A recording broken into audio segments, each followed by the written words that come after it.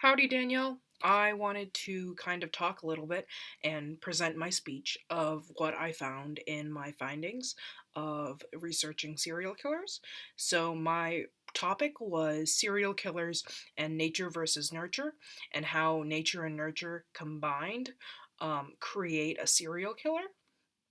And kind of what that idea is the idea that nature, so how someone is born, and like their genetics versus how they were raised, and so how they grew up, their childhood, if their parents were abusive, things like that, and how both of those factors factor into creating a serial killer or some sort of criminal.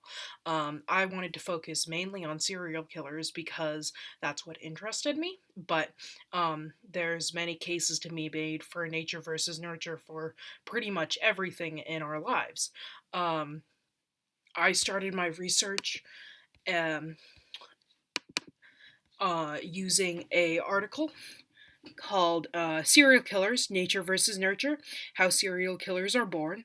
It was by the American Academy of Experts in Traumatic Stress, and it was written in 2020. So we know it's new, we know it's recent, and pretty much in the article, the author described what nature versus nurture was, and then compares how real serial killers with the findings that they collected. So this is kind of what I was talking about to start off with. Um, it kind of describes nature versus nurture, and then kind of gave me a basic understanding of what scientists kind of think about it.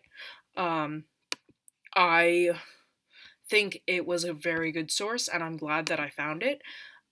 From there, I moved on to uh, a YouTube video called Nature versus Nurture, What Makes a Serial Killer.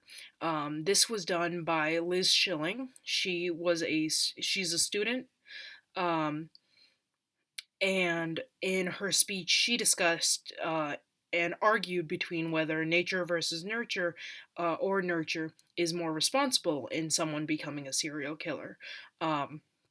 She brought up a bunch of good points, and she came up with something in uh,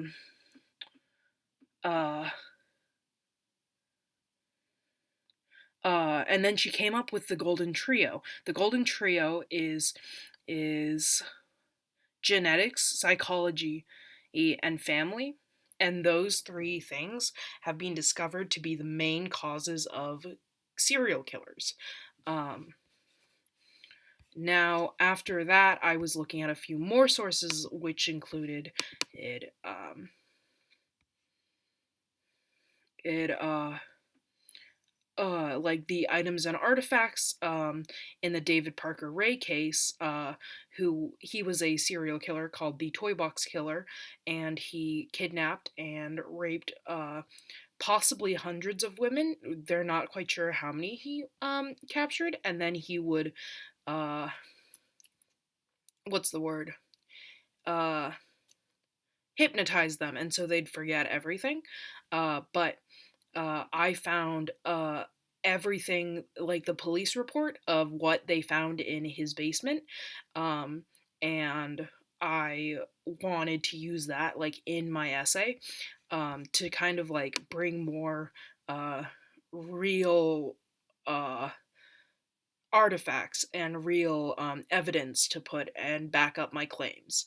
Um, and then I listen to two podcasts. I listen to Morbid, a true crime podcast, and I listen to Serial Killers, the podcast by Parcast. And both of those gave me a detail more into what kind of the life of these serial killers were, and they were both two-part episodes, so about an hour and a half of listening, going deep dive into the psychology of serial killers, and especially the ones they went into. I did mine on BTK and on the Toy Box Killer. Um, And I also looked into Elizabeth Bowdry, who's also one of the most notorious female serial killers. So that brought some kind of like diversity into it because she's a really weird case and that doesn't usually happen.